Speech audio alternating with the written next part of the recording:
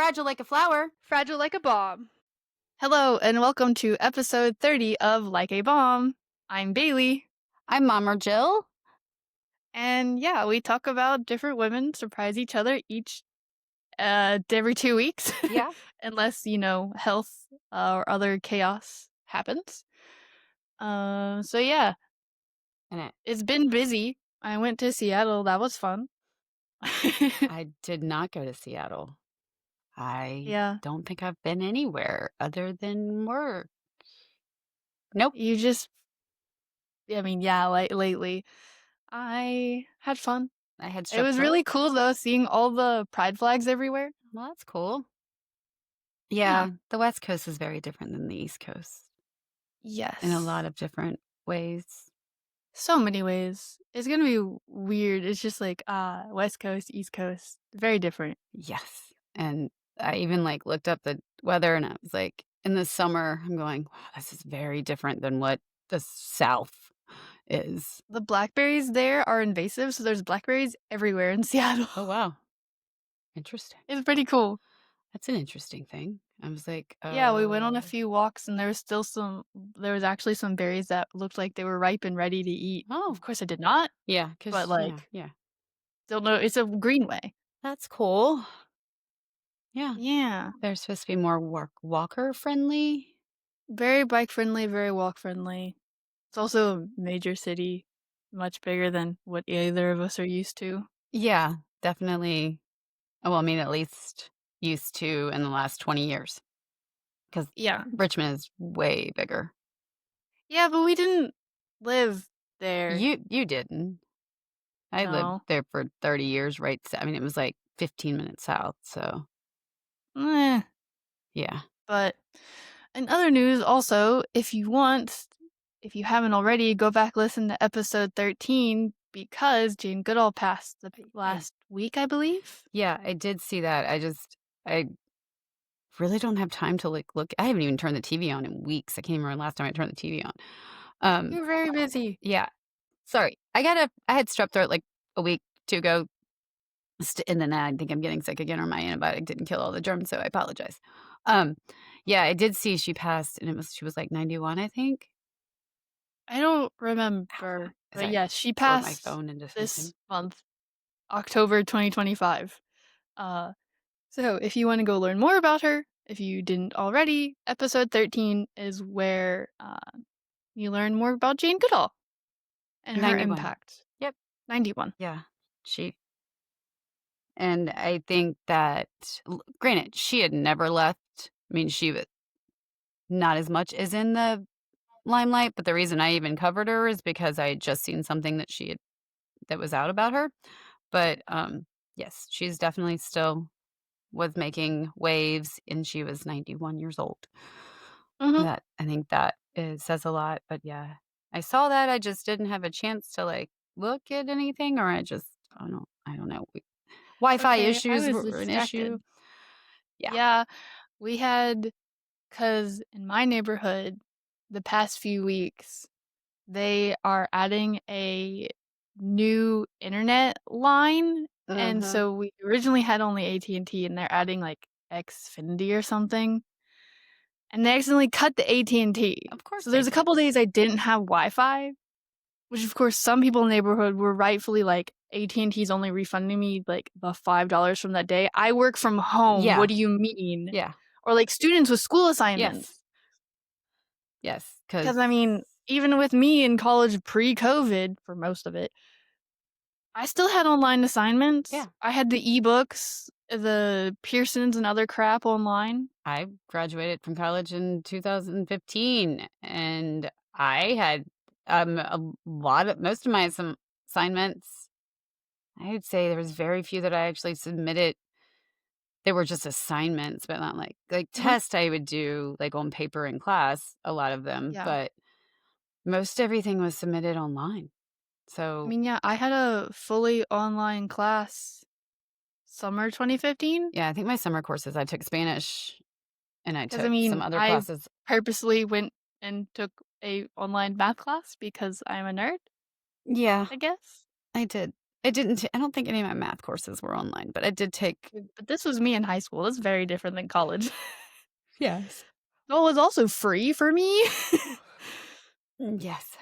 Um, And, if you're watching on YouTube, I did intentionally wear the witch hat because it's spooky. Uh, Someone here did not intentionally wear the ghost hat. no, you're lucky I'm dressed because I was trying to get dressed and then my mom called and then we talked on the phone for way too long and then I got dressed and went and got my coffee that I get on the weekends, my, like, one thing I buy myself, and I also have my little ghosty shirt. oh, we none of I did not plan. I don't know. I think I have on a Wicked shirt underneath here. None of Oh, this I have is a planned. purple sweatshirt at work because they got the black and purple. I got the black and the orange and white ghosts. Yeah, I was like, "I have on clothes." And I have a feeling that at some point while we're still recording that we will again hear from my mother about something on her road trip, and it might be that we're in trouble finally. Um Hopefully not bad things, but then again, she's still on the coast right now, isn't she? That is, Yes. flooding. Yes, she's going from Sandbridge. I think she's going from Sandbridge, Virginia, and you that means nothing to you. Um, No, have we taken you there? I don't know if Grammy. I only remember going to Virginia Beach. It's Sandbridge is off the bay. Um, my dad would always take us there. There was a Seashore State Park, which is a campground. They have cabins too. Yes. But Mhm. it's the bay, but there's this really nice Uh-huh. sand bridge. So Isn't that where you guys went crabbing and yeah, things? we would go on the other side of the sand bridge, in crab, and I'm allergic to shellfish. Just throwing that out there. My allergies Yeah. gotten worse as I've gotten older. I used to be able to eat some and not have too bad of a reaction, but then the reaction just kept getting worse, and then they would get a bushel of crabs every weekend, and I'd be, like, in the house eating cheeseburgers, which Yeah, she can't be around when it's cooking. yes, it's gotten worse as I've gotten older, but we would go crabbing. My dad would Dang. buy, like, raw chicken, and we would put it on I think we tied it onto something, and then they would clamp onto the chicken, and then you would just pull out the crab, and then we had our floats out there, and we'd throw the crabs on top of the floats. It was Or you get to do what we did in the James River, just step in with the net, lay it yes. down, lift up, Yeah. walk out, and you get a bunch of blue crabs. Yeah, we and at my grandmother's, we could go crawfish hunt we could get the crawfish out of the ditch. 'Cause across the street was, like, this big old creek, and so it ran into so if we could stick something down the in a hole in the ditch in the front of the yard, and the crawfish would come out. Um, so we would spend lots of time when we were, you know, not Was this the same house that I knew? this is yeah, this 'cause Okay, Nana and Gaga moved in there when I was little. okay. He built that house when I was little. They lived across the street when I was born, and I have a Mhm. couple of memories from there, but very few. So the other house they had built, like, he built all of them, Yeah, I knew that. but he, yes, that's the one that was the bit yes, and we had no desire for crawfish, we just gave us something to do because when you're at your grandparents' house and Yeah. back in the day, there wasn't all the things that there are You now. don't have a computer to sit down and play games, No, we didn't or even have all your books and other X, Y, and Z. they didn't even have the VCR for the longest time because I remember I broke my toe on a VCR because we had rented it from a video place. It was sitting on the floor, and I came running through the den because Yeah. people have living rooms and did they have it? Yes, and my little toe got caught on the side of the VCR and it Ow. sideways. Yeah, that was gross. Yeah, it's the VCR is pretty solid. Yeah, it took my little toe and went. It was gross. Mm-mm. But, Mm-mm. it's sorry for the last episode, that was I did not have Wi-Fi. Apparently here when it storms Right, that was also part of the problem. yeah, I am closer to the coast, which means the storms are worse here, and for some It reason, somehow wipes out your it somehow Wi-Fi? wipes out my Wi-Fi. I don't know, it's been happening since last spring when it storms, so I'm surprised I actually have it now because the storm is supposed to be coming through today. think Don't to jinx it, we were only 10 minutes in. yeah, I think, like, tonight through tomorrow is supposed to be the worst, but then you have to keep in mind there's, like, the king tides at the coast on top of the storm that's coming in, plus the erosion already from all the other storms that it but let's be honest, as far as hurricane seasons go, this has been pretty tame. This is much better than last year. Yeah, Oh my god. yeah, I I still see so many things about Helene, yeah. 'cause, I mean, it's a community that does not get hurricanes. No, Mountain areas don't get no. hurricanes. And then everything else is just but I know Asheville recovered enough, they had their Zine Fest and a bunch of other things with the art, district, I can't remember, the River Art District, I think it was, I can't remember names, reopening more and back to Yeah, they're normal doing and, a like, lot doing more. a, fundraising event of, like, the 1 year since Helene and things, Yeah, I've seen a lot of stuff so pop up, for the 1 year, and Delamar and I were talking about she was like, when some storm came through, Floyd, Fran, I don't know, one of those F words, I don't know." I'm like, I remember Hurricane Matthew screwing up my senior year of high school severely.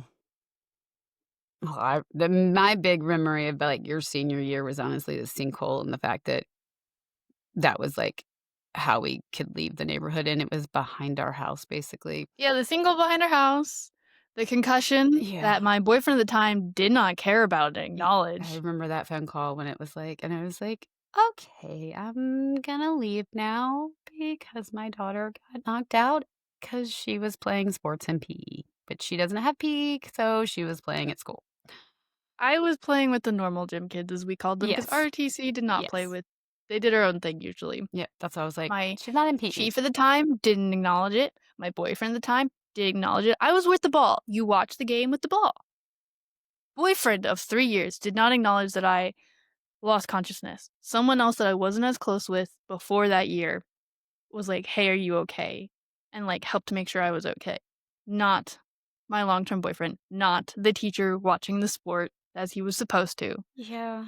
The losing And consciousness then thing. that teacher was also very other things, sexist and Mm, stuff, so I didn't get to do saber team, even though I was cleared to and had been training to do it. yeah, that was only 1 year, so at least you have That that was the one thing I'd been wanting to do all 4 years. I know, but they're at least that person joined only that 1 year, even though it was your senior year.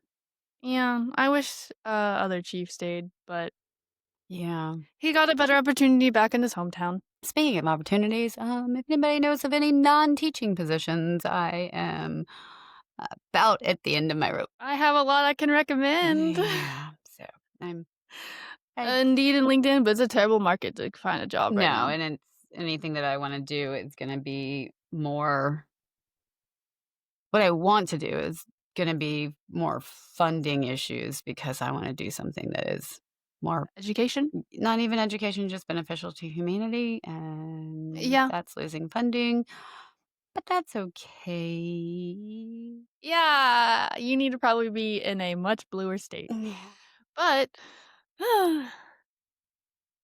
moving is expensive too. Oh, I'm not my only real wish issue is gonna be the boys because Brody did not do well with an hour-long move trip. Mm, So and and by the way, Brody keeps making his appearance in here, so who knows what he's gonna do at some point. I don't even know where Finn yeah. is, but Brody has made Mm, tried to make his little appearance known. And I real quick, because I'm not the one who started the YouTube or the Spotify, I don't, like, get notifications or necessarily see comments or things. So if you're yes. going, "Well, I put this because I know that" I don't necessarily see it unless Bailey sends me a screenshot. So, Christine, I love you. I miss you. You're the bestestest ever. Um, and it means a lot that you said that about our podcast because we try and make it like a comfortable conversation, but also you're getting information about all women things. And my mother right now is currently listening to it. That is why she may be calling us to tell her we're in trouble for something. Um, Uh-huh. so there's You that more one. than me? Yes, definitely me more than you. And I found out that our school secretary has listened to a couple of them, and she said it was just awkward because she's not a podcast person, and so she had to get used to like how it was. Yeah. And this was not me bringing it up. She brought it up because I was talking with Nice. her and the receptionist, and we have a new receptionist this year because we're like becoming a revolving door for some stuff. But she was talking about how I have a podcast, and the receptionist was like, "Oh," and I was like, "Yeah, it's about women. It's just me and my daughter."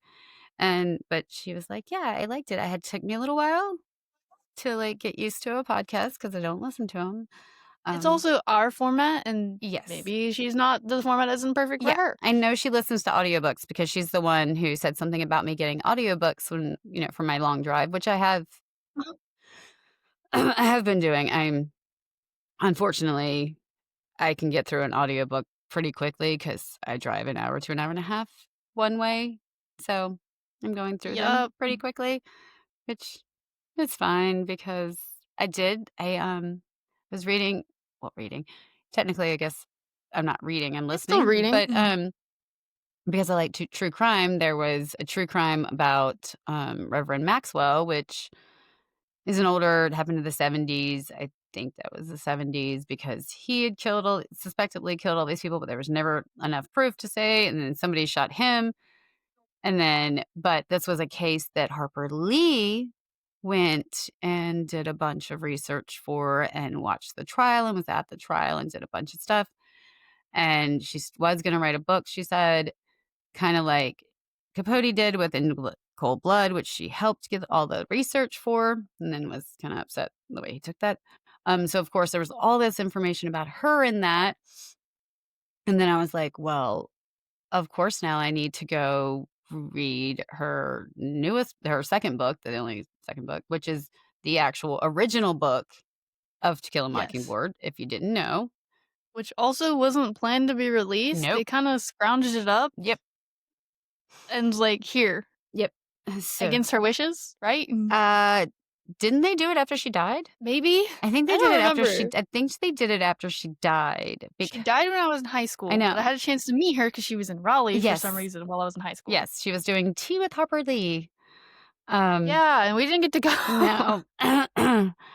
But, so I've been through I even redid To Kill a Mockingbird, but if you do them both, like, right to back, you see how this is the original book because there are sections there, like, actual sections that exactly word for word that are from To Kill a Mockingbird, and it's like, "Okay, so you can see that this morphed into this."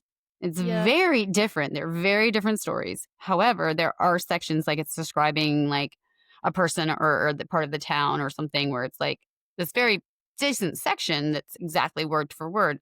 And because I did them both back to back, I got to see that. So that was nice. That's cool. Yeah. So I'm going through a lot of books now. But I guess uh that's all I got. I think I don't know. Yeah, my only last thing before my story, it's, like, NSPM 7. It's a national something, memorandum by the presidential office, that I would advise for any listeners to take a look at, especially because 'cause you're listening to this, you align with our views, and look at the exact wording. Because if you're anti-capitalist, anti-traditional American values and nuclear family, and anti-Christian, um, extremist gender views, and X, Y, and Z is considered terrorism. So, Yeah. the sad news of reality before I go into my story. Yeah. A little PSA nugget, Reality. because that's been a little terrifying.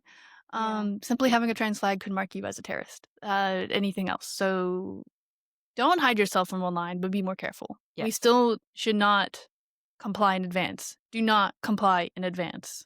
But also be safe about the situations you put yourself in, which Yeah. is unfortunate because it's not, you shouldn't blame the victim. And the victim is not at fault, but yeah, Just be safe. yes. Um, but didn't realize how relevant it was. I just figured it would be fun. Fun is relative because, the situation of it. But I'm covering Ruby Bridges, Oh, okay. Weird. which I've been reading books about a lot. I did. the Emmett Till. I did a book all about Yes. his death a little Yes. while ago. I did one that was a going back over women's views, white and blacks, from slavery and slave purchases and things like that, um, which was very interesting to see compare, like, this journal from a woman at the same time from the same area and another woman, but in 2 very different parts. Yeah. So I've been reading a lot of those, and I also know that my hometown didn't desegregate until very, very late. I bet where I am didn't do well. I don't actually know. Actually, that might have been Depends. earlier. Out of the state, maybe? I don't know. Anyways, before we dox me more. Yeah.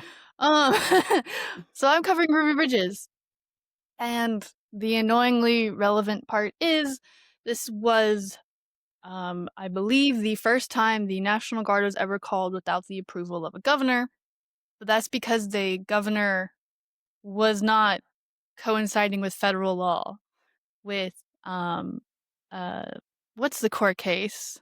Oh god, that one Brown seriously, versus the Board of yes, I Education? think that's Brown versus but then there was but see, there's 3 court cases. There's Brown versus because like, the Emmett Till one, covered a lot of that. It Yes. wasn't just Emmett Till, it was about the stuff before and after and comparing all of the different court cases, but it went through, like because like, Emmett Till, like, his mom was the first person who's like, "We're not closing the casket. We are sharing this for the world to see so that we can make impact on," because this happened in Mississippi, in case you didn't know. Um, Yes. like, all of that. So there's 3 major cases that caused a lot of issues for the segregation, but yeah, that was the biggest thing is they actually had to call in the federal, like, government to enforce Then something in the state. yeah. So, lovely times we live in. In traditional cases, the governor must approve National Guard, and in this case, in Ruby Bridges' case, the National Guard was called without the governor's approval because they were not following federal law, as in desegregation of schools. Ruby Bridges has been a household name, so if you haven't heard of it before, now you get to learn more about her. And so this article that I'm reading from is from the National Women's History Museum at womenshistory.org. It has been updated as of this year, so a little more information. And before we dive in too much, this is a reminder Ruby Bridges is still very much alive and thriving. It is very recent history. And Ruby Bridges has always been a civil rights advocate, with her experience as the first black child to enter an all white school in the South making her a household name. Though her experience in school was harrowing due to blatant racism and the targeting of her family, Bridges never missed a day of school. Presently, the Ruby Bridges Foundation and Bridges herself continue to host speaking engagements and write children's books to strive for an end to racism in America.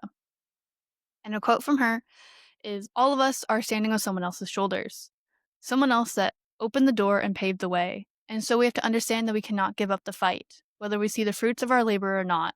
You have a responsibility to open the door to keep this moving forward." And that's published in The Guardian in 2021. So, early life. Ruby Bridges was born on September 8th, 1954, to Abin and Lucille Bridges, who had married the previous year and lived in Tylertown, Mississippi.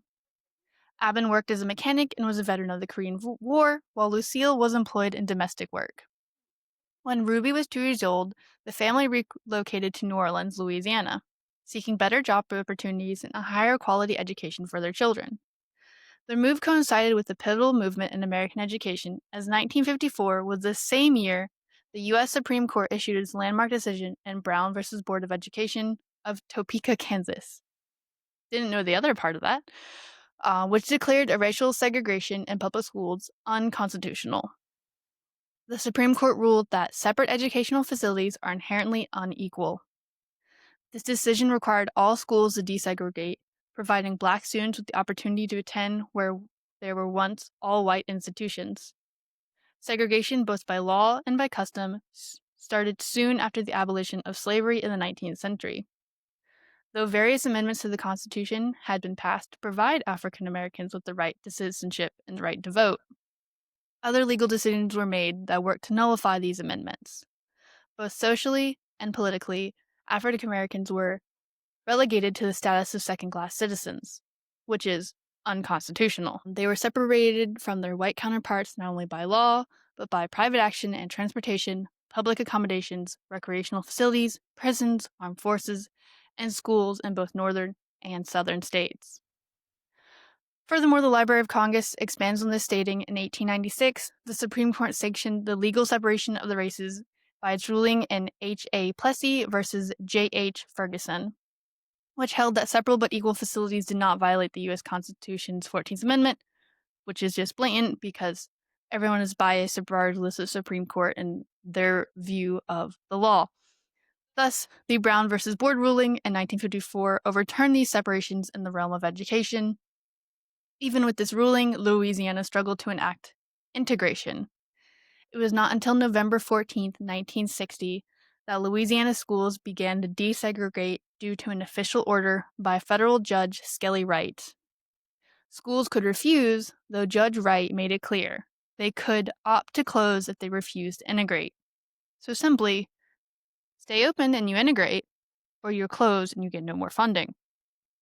Bridges' opportunity to attend William Frantz Elementary School as a first grader came at the request of the National Association for the Advancement of Colored People, NAACP. The NAACP worked tirelessly to eliminate the legal obstacles that upheld public school segregation. They became aware of Ruby when they discovered that she was one of 6 children who passed the required entrance exams. These exams aimed to see which African American students could succeed within all-white institutions, which sounds still more special level of, you're black. Yes. Let's see if you're actually good enough. Bridges' father was said to be reluctant, but her mother was eager for her daughter to have this opportunity. Lucille's mother and father did not have the opportunity to receive an education, and she had to leave school in 8th grade to assist her parents in the fields.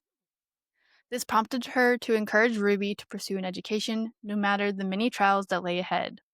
With this decision, Bridges became a trailblazer at just the age of 6, as the first African American child in the South to attend an all-white elementary school. And so, on the impact of this integration, on Bridges' first day at William Frantz Elementary, she had to be accompanied by U.S. Marshals.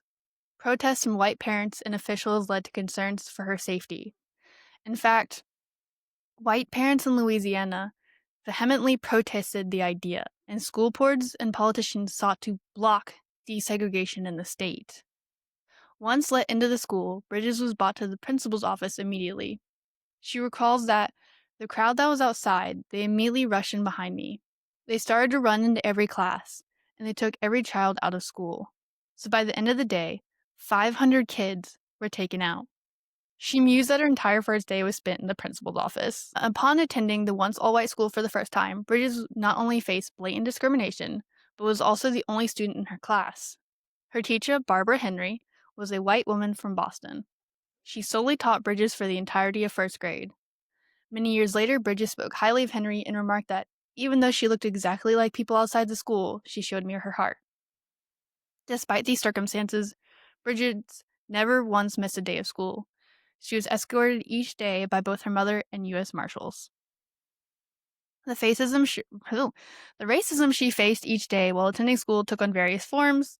Many white students chose to homeschool them, objects were thrown at her, and perhaps most harrowing, Bridges recalls being greeted, in air quotes, by a woman displaying a black doll in a wooden coffin. Additionally, Bridges could not partake in communal spaces such as the cafeteria. She brought her own lunch for fear of being poisoned, or the playground, which she often played inside with her teacher. And when she needed to use the bathroom, she was accompanied by a U.S. Marshal. Though courageous, the choice to allow Bridges to attend an all-white school also impacted her family.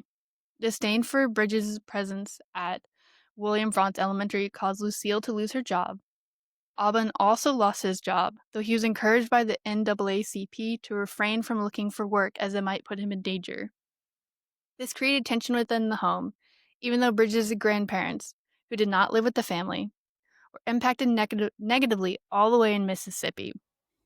Bridges has stated, "I'm the oldest of 8, and at that point he was no longer able to provide for his family, so they were solely dependent on donations and people that would help them," which is insane.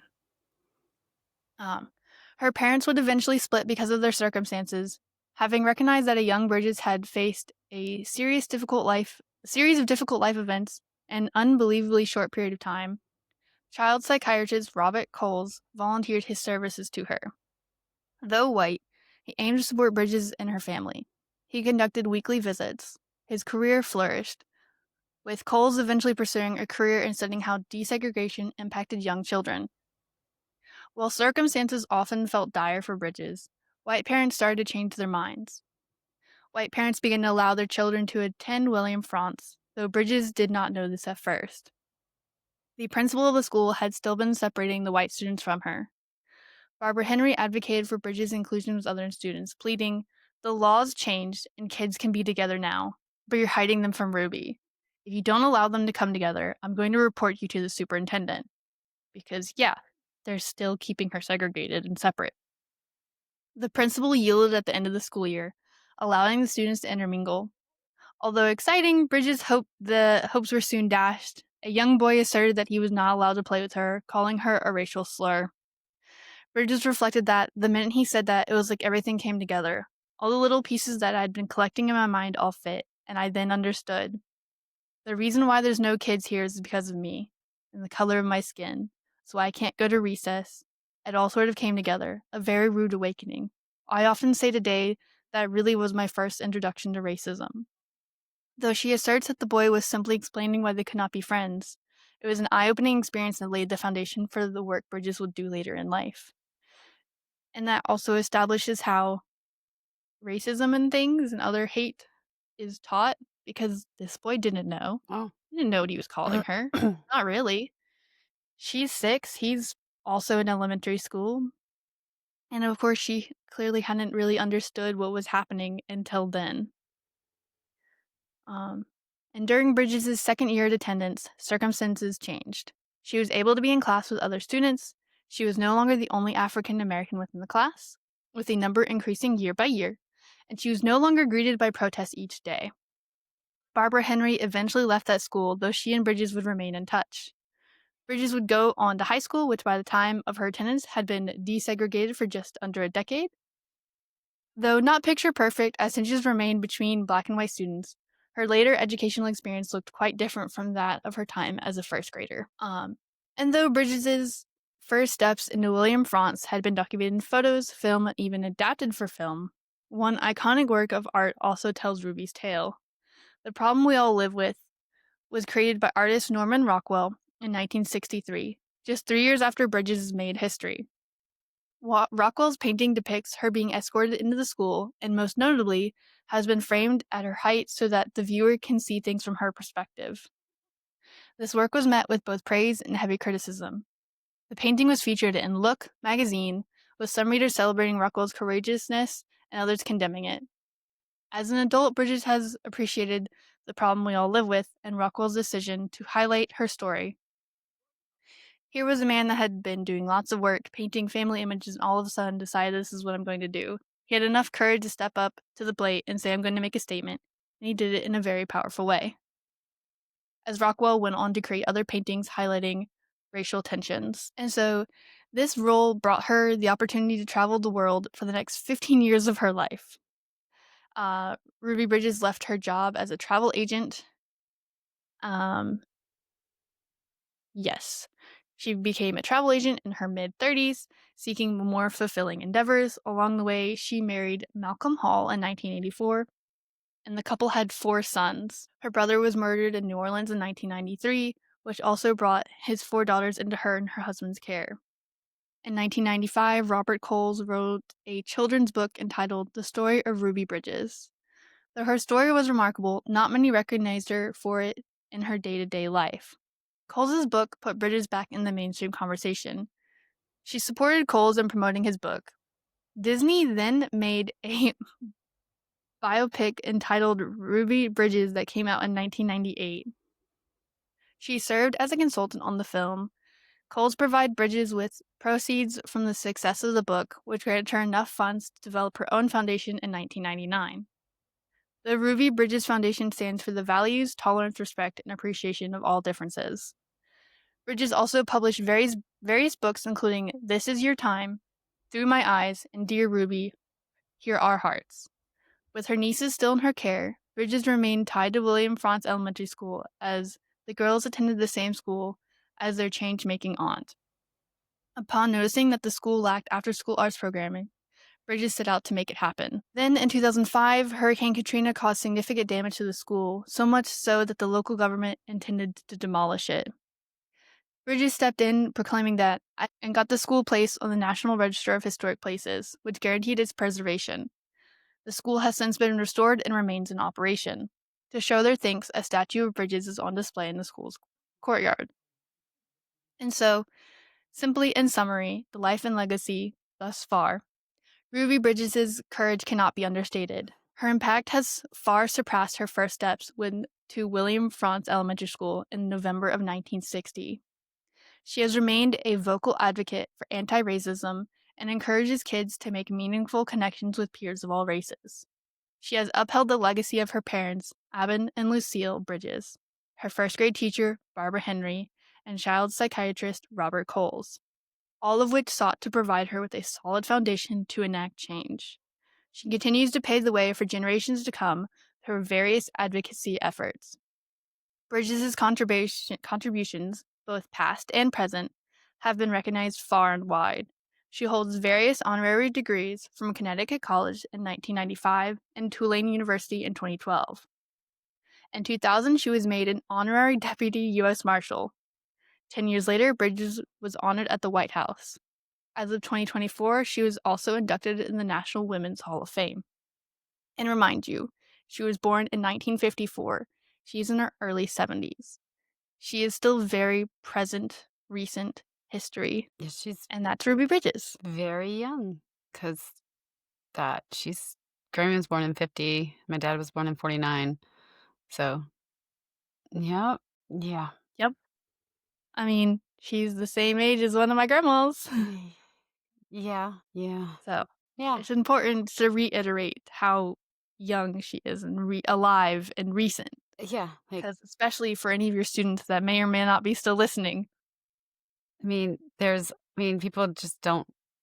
The only time, usually when I see stuff about her, it's you know, she's still alive and this is the girl who, like, desegregation. Like, this is how recent desegregation is. I saw, um, something posted somewhere about magnet schools and, like, affluent areas, you know, don't need the extra help, so generally magnet schools are they're in lower socioeconomical areas because but then we've already even said it, like, busing is still a thing, because why Redlining and everything, there's still so much yeah, out like, there. if a school is, considered better because it is in a nicer neighborhood and there's more funding that goes into the school, why do only those kids who live in that area get the opportunity? Like, that's not fair, like, that's that's the whole point of busing was to give everybody an equal footing and an equal education. So, yeah, I don't I never believe it when I think about it, but I just remember my first stepdad saying that he went to my high school when it was actually in a different building, which is a middle school. They've changed everything since I grew up, but, the original high school is now a middle school. That is where I went, one of the middle schools I went to, and then they built the new high school, and he said that when he was in school, that they didn't even desegregate until, like, the year I was born, which was late '70s. So, I can't believe that because, like you said, the National Guard was called in, the National Guard was involved in part of some of these stories because they Yes, it was involved with, Ruby Bridges' case, even if it stated U.S. Marshals. They yeah, were still there. yeah, because the the local governments were saying they were never desegregating, they were separatists for the rest of their lives, and they didn't care who said that they had to. They weren't doing it. States' rights, yada, yada, yada. Um, Yeah, you have a federal overruling of inequality yes, and and not following the Constitution that's now yes, laid down of you need to get good and actually treat people as people, but we still don't. yes, because separate does not mean equal. Um, No. so, yeah, I there's a lot of 'cause she was that was one of the there was a lot of different things that were in the Emmett Till book, which was there's lots of Emmett Till books out there that are, nonfiction and tell the story, but this I thought was extra great because it talked about all the other influences before and after and during the whole Emmett Till, um, situation, uh, which I think actually opened more eyes because focusing on one thing, that one thing had such an impact and other things impacted that, like what her mom's decision was because like, she wouldn't have made that decision had this not happened or she didn't see, um, this happening. Yeah, such as the quote we have from Ruby Bridges that I also very much have vocalized in similar words of just we're all on the shoulders of others who have nudged that path a Yep. little bit further forward, and her parents gave her the opportunity to really open doors open for millions of other children, and then the fact that she just managed to stick with it and just stay, Yes. because she didn't necessarily fully understand why No. things were until the end of Mhm. her 1st grade. No. I mean, as a small child, I'm like, when I was in 1st grade I don't know, my head hurts to think back that far. Um, but I mean, that's asking a lot of kids. I mean, we ask a lot more of our kids than people realize, and I think I know that more because I deal with kids on a daily basis, and granted, there should be a lot more asked of them than Give or but take, yeah. yeah, and it's also really cool to see the things that the kids accept without thinking about, um that have changed since when you were in school, even not going back as far as was when I was in school, but, like, when you 2 were in school. Granted, COVID's happened since Piper was in school, so, like, that changed a lot of other things too, but it's neat to Uh-huh. see the things that the kids don't judge or don't think Kids twice are about. naive and innocent. They are I think evil is learned, it's taught. It Is is, people are not inherently evil. but Hate is something learned and taught, and that's a whole yes. human debate, philosophical.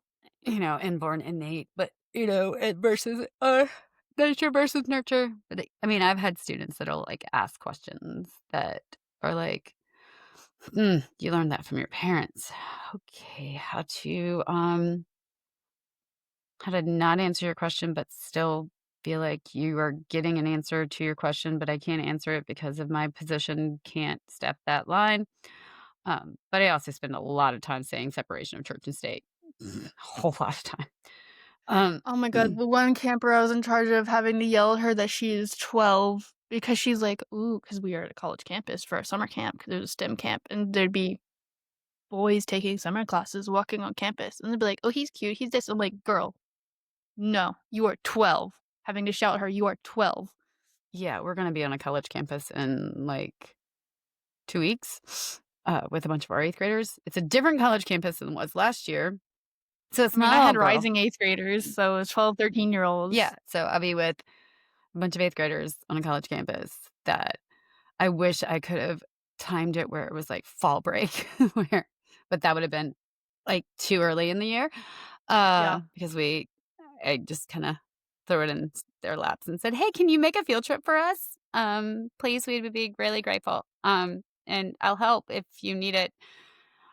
So it would have been nice to have made it when fall breaks, so hopefully there wasn't as all the college kids because 'cause I'm waiting for that, to be boys and girls going, "Ooh, ooh, nope, you're a child. Nope, you're a child." You are a very young Yes, child. but No. then they They say don't realize how young they are. mhm, Like, there was kids in my 8th grade class going, "I'm grown, I'm grown." I'm like, "Dude, we're 13. What do you mean?" just the things they say. I will say this is the weirdest year. So usually if like a kid says something because they tattle, they always tattle on each other. It's the weirdest thing. Every year, I think they tattle more. Usually, it's they said the B word or they said that they'd say just the letter.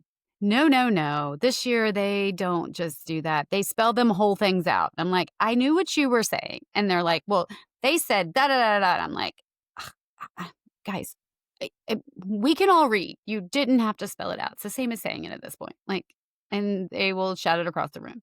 And it's funny too because they know I don't like shut up or stupid, and it's funny because they tattle harder on those things in my room because they're like they know I don't like it, but I'm like, the other ones are They like want your yeah, the other attention. ones are on that, like, top list for the just society, but you tattle when you say things that because you know you're gonna get I'm like, "I'm not." So, but I'm actually gonna add the to my S words that I don't like, and I'm adding sorry because the whole an apology doesn't change behavior, and I'm tired of repeating it. Same thing over yes, but you say you're sorry for the same thing on a daily basis, so please stop saying you're sorry and just change the behavior.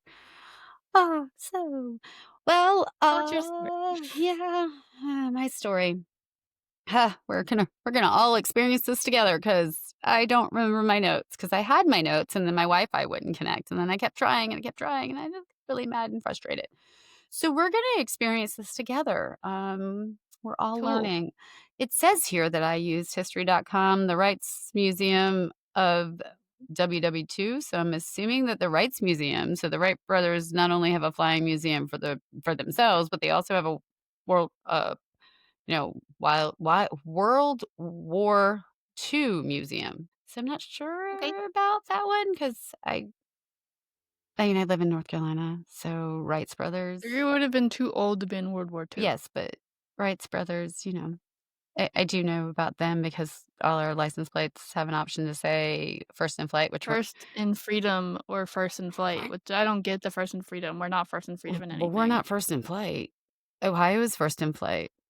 No, it's not. Yes, it is. We were the first commercial. We were the first ones that were able to make it commercial. Ohio had the We were the first flight. first ones that had it happen, and they did all their experimentations and testing there. They were just from Ohio.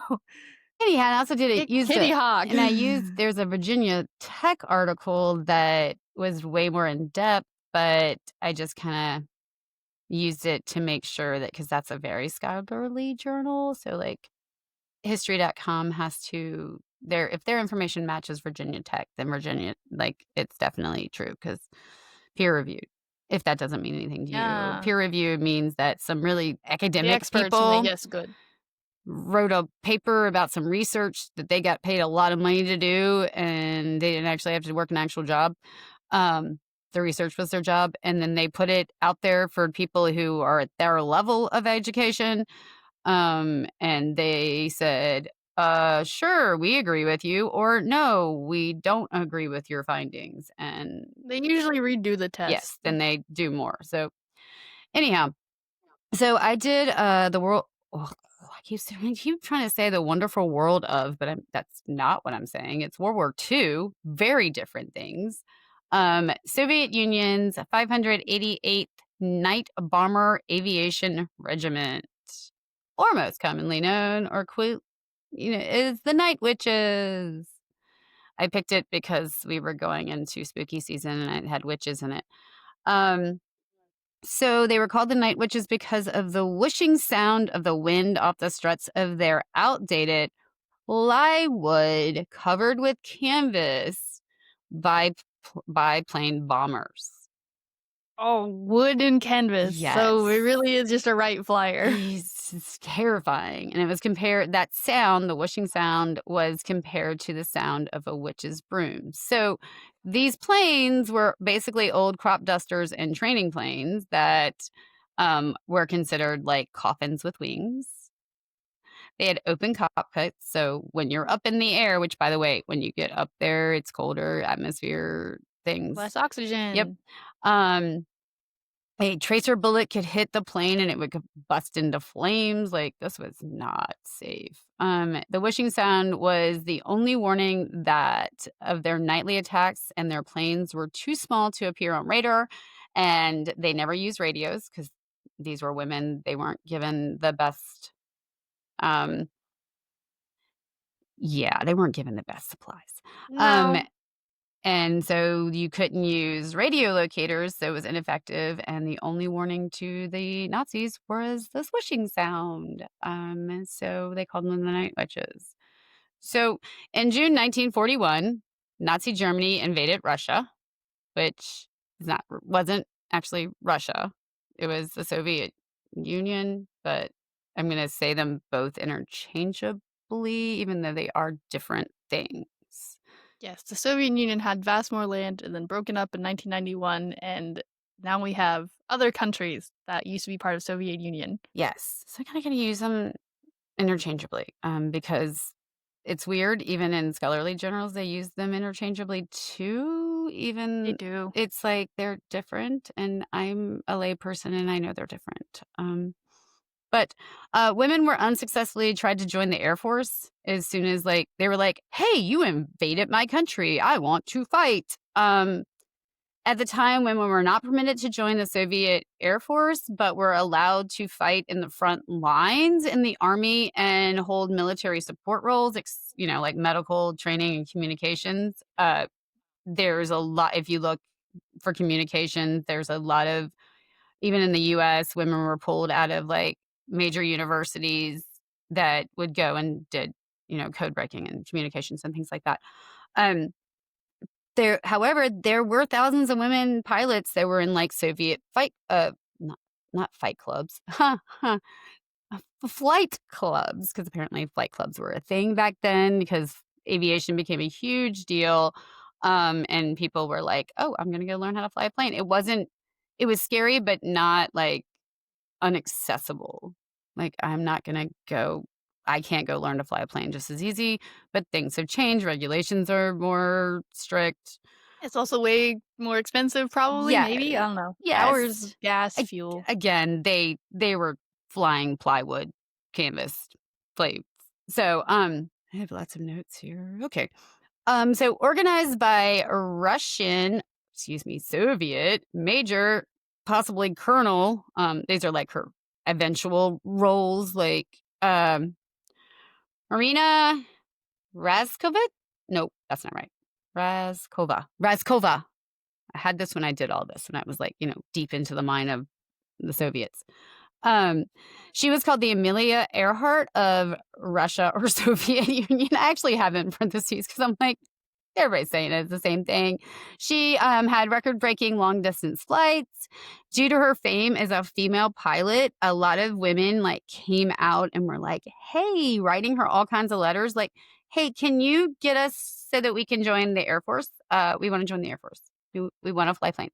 We want to help. And it's I have a little side note that says a historian said that it wasn't feminism. So I remember I'll check my note. I remember there being the reason that they wanted to join wasn't because women should be able to do what a man does. It wasn't that mentality. Um, Keep in mind, this is like the 1940s. There wasn't a huge like feminist push. We just got the right to vote. We were taking a break for a minute. Um, we had birth control. We're taking a break. White women. Yes, white women.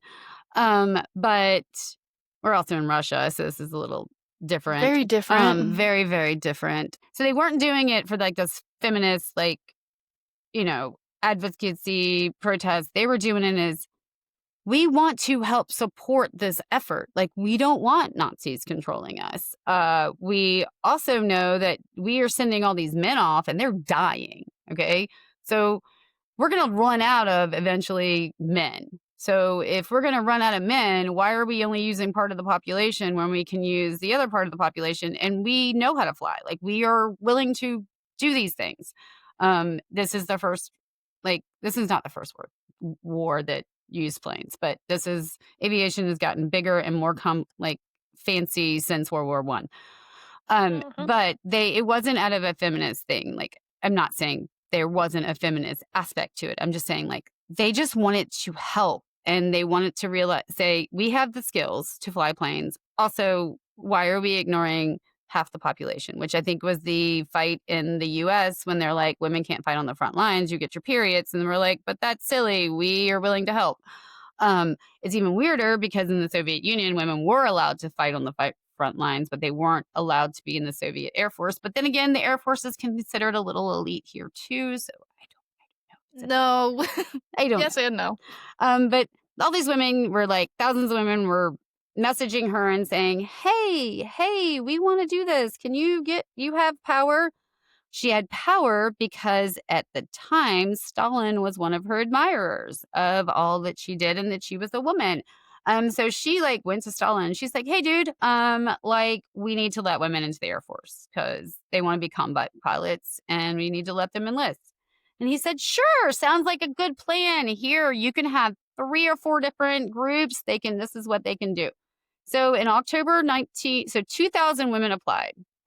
October 1941, Stalin deployed or authorized 3 all-women militaries. Like they were all military, and they did all parts in their little groups. They Nice. were pilots, gunners, and if you don't know what a gunner is literally somebody on the plane that just shoots the gun. And pretty self-explanatory. Navigators, bombers, they were the ones who dropped the bomb. Maintenance, ground crews, they did everything. They had to be trained in all of the different things. The Soviet Union is the first to allow women to directly engage in combat. Like I just said, the US, that was a big deal when Only I was growing recently. up about women wanting to be on the front lines and not being allowed to because the what was actually put out to the public, which you'd think they would come up with a better argument as you're putting it to the public, was we're hormonal. So therefore, and also we have different needs that are As if higher men needs. aren't already super emotional themselves as our emotional Yes. states. Bro, Yes. we deal with blood on a monthly basis. I think we're fine. Yes. Out of the people that applied, they were mainly 17 to 26-year-olds, mainly like from universities. There was 3 groups, 586. It was the fighter aviation regiment. These pilots were considered the most qualified. Like you had more experience or better skills, or I don't know, you made your plane land smoother. I don't know anything about planes. I've been on one in my whole life. My uncle's a Technically, too. pilot, and I remember running out onto a tarmac, and that was scary. You don't do that. Not on a Don't do military that. base. Don't do that. Um, you won't even get to the tarmac now, but he get it. Yeah. 587th Bomber Aviation Regiment. This was considered the second most qualified. Okay. Again, we haven't even, and neither of these are our Night Witches yet. 8th Night Bomber Aviation Regiment, considered the least qualified, but became the most feared and famous. Most, again, like I said, most of them were college students. About 400 women were assigned to each regiment, all moved to Ingalls for training at the Ingalls School of Aviation. Apparently, it's like a town, and then within that town, there was like the school. In a few months, about 3.5 months, normally would take 3 years, the training. Each one was trained for all positions from pilots to ground crews. Like I said, they were doing everything because these were all women units where they didn't have men to support them. Um, they had no uniforms, or boots for the women. They wore old men uniforms, so hand-me-downs, and the boots. So my dad is not a very tall man, and his foot is like a 10. I think he wears like a 10, 10 and a half. And I wear like an 8 or something in a men. So a lot of his shoes that I could wear, with maybe an extra pair of socks or whatever. But they did the boots, and they tore bedding into pieces and shoved it like in the toes and the heels to have the boots fit.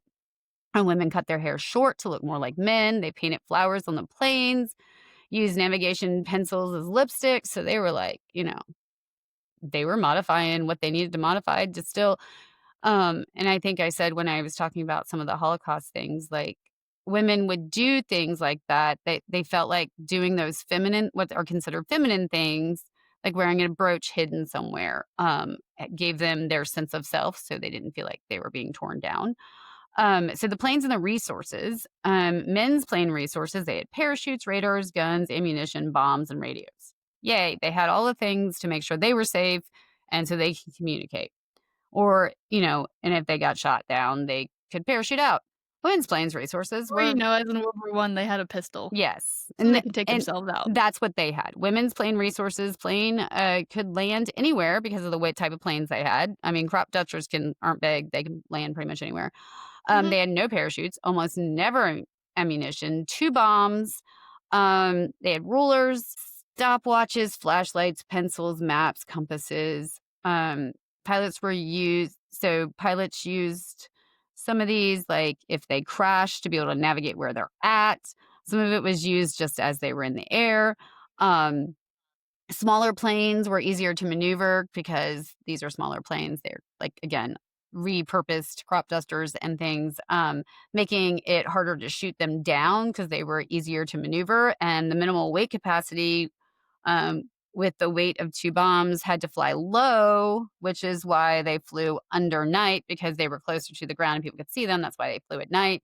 And they always saved their last bullet for themselves in their pistols in case they did crash before. So they would, if even if they got captured, they could just, before that happened, not be captured. Their A fish common first occurrence. mission, huh? I said a common occurrence, at Yes. least in World War I for the men. Yeah, I think that just was, I mean, I know there was, like, cyanide capsules and depending on the situation in the Yep. country that Origin was fighting. Their first mission was in June of 28th, 1942. It was a successful attack on the Russian Nazi headquarters. Of course, they've taken over the country. Well, they've invaded the country and they have set up their, like, little camps because that's what Nazis did. They took over cities and kicked everybody out or killed them, and then they took over their places. So during their, like, missions, they would train because they still needed to practice. They had 3.5 months versus 3 years of training, normal. And so they would train. They would say, okay, your new target's over here. So we're going to move our camp.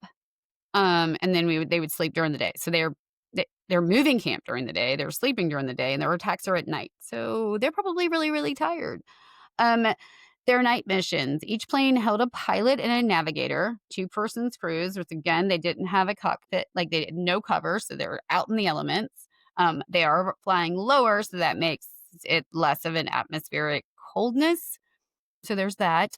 Each crew, there was 8 to 18 missions a night, getting more bombs between each mission. So, like, they would fly out, drop their 2 bombs, come back, get 2 more bombs, get gas probably, and then go back out.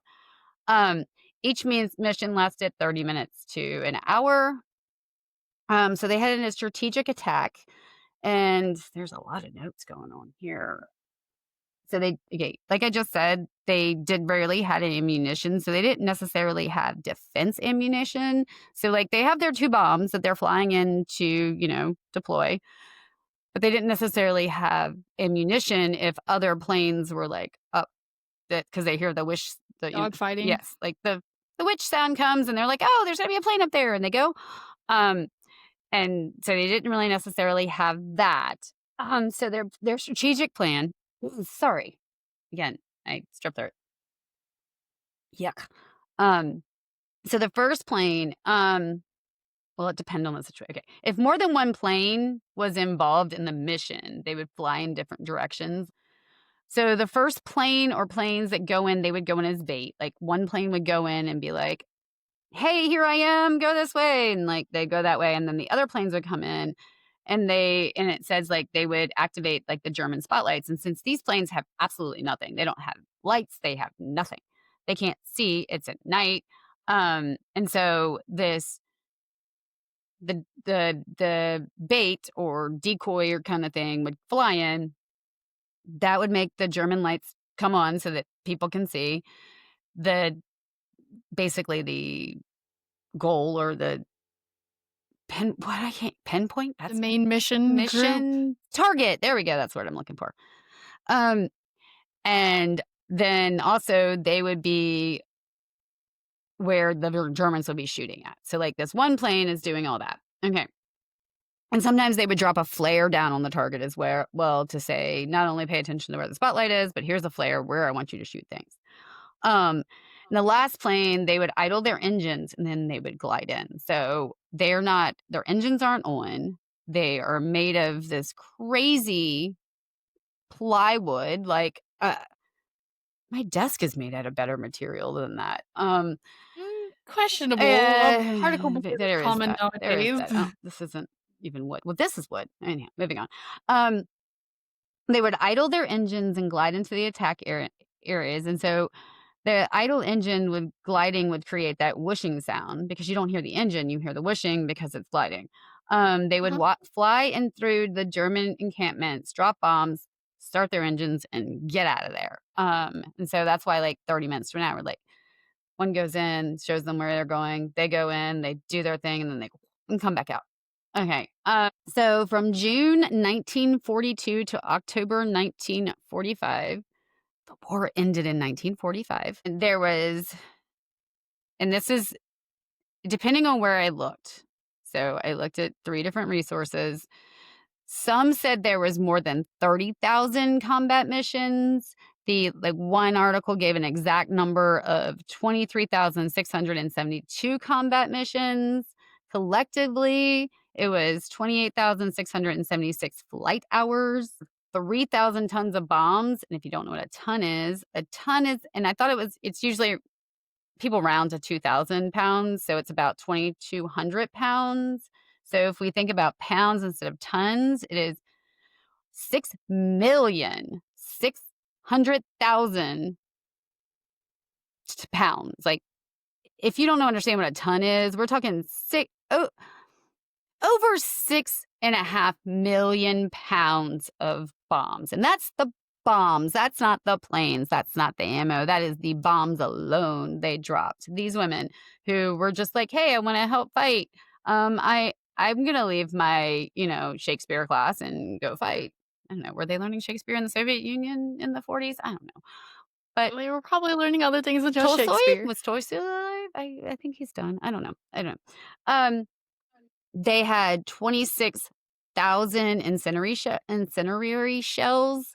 They damaged and destroyed 17 river crossings, 9 railroads, 2 railroad stations, 26 warehouses, 12 fuel depots, 176 armor cars, 86 prepared firing positions, and 11 searchlights. That's a lot. Yeah. They did 155 supply drops of food and ammo for Soviet troops. 32 women died in their flight, including, I'm going to say it wrong again, Rashova. So the main lady who, like, said, I'm a flyer person. Everybody's coming to me. I know Stalin over here likes me. Not saying we like Stalin. I'm just saying.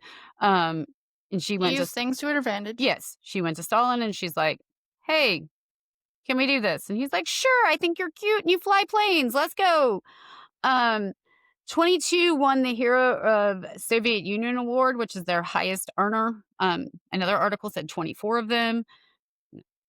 Not sure. The last flight was May 4th, 1945. It flew within 37 miles of Berlin, 3 days before the official German surrender. Rashova was the very first state funeral of World War II. And state funeral means you get all the like military things. Like sitting in state is like where you're being, You're highly honored in death. yes. It's like that family night or the viewing you do at like at funerals, like it's doing that. Or But recently with President Carter, there was the viewing in state yes, for and a that's couple days. that's what it means. It just means you're getting Same with a the Pope.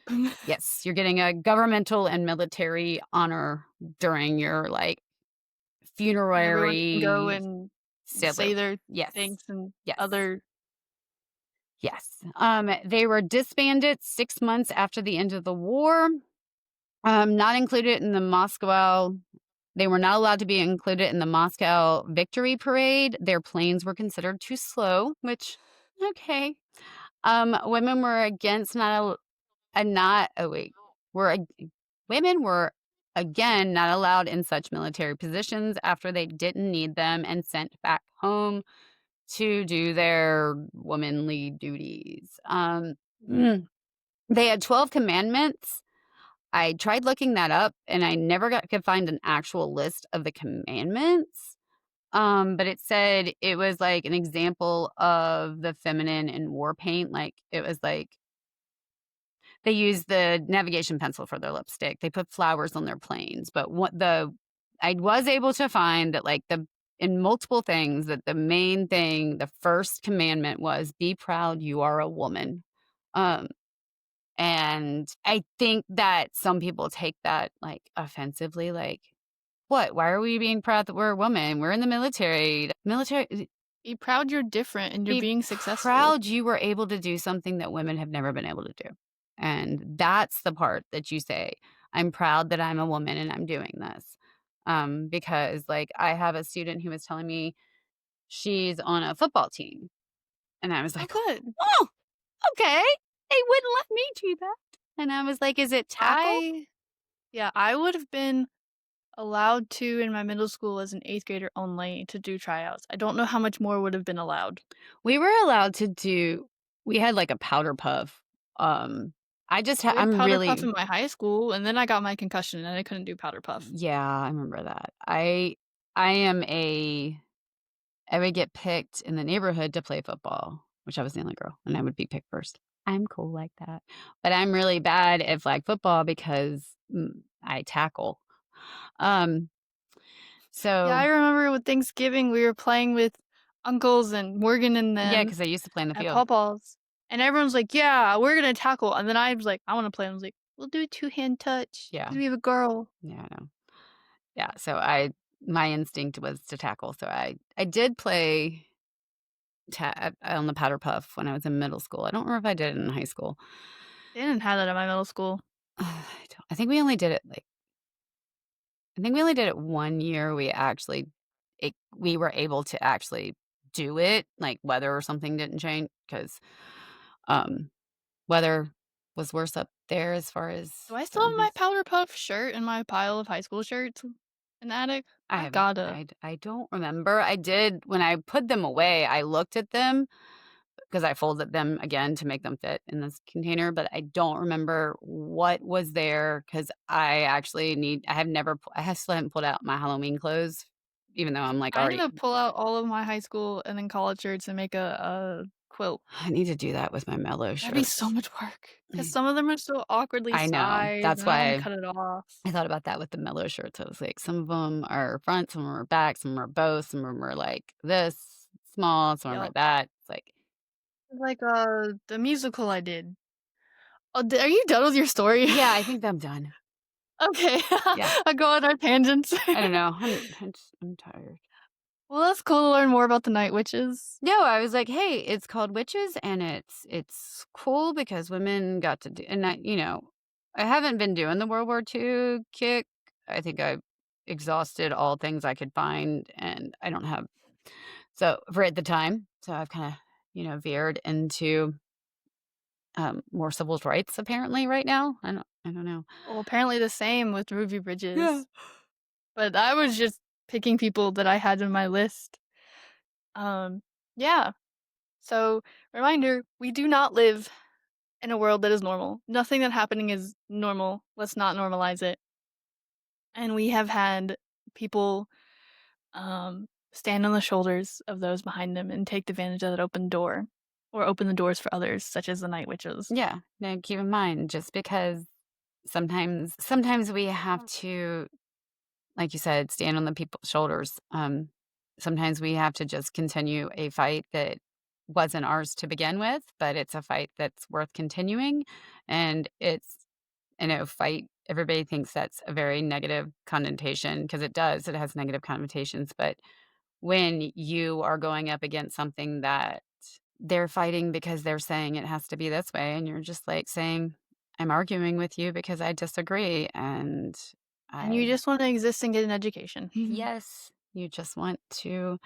And I do believe that even though people around you may not be doing what is just and ethical, um, that doesn't mean that you shouldn't do what you think is just and ethical for the people around you. Because I work in public education. I have to ask myself that on a daily basis. What is just and ethical? Being punk is an act of resistance, and empathy is punk. And go do something extraordinary.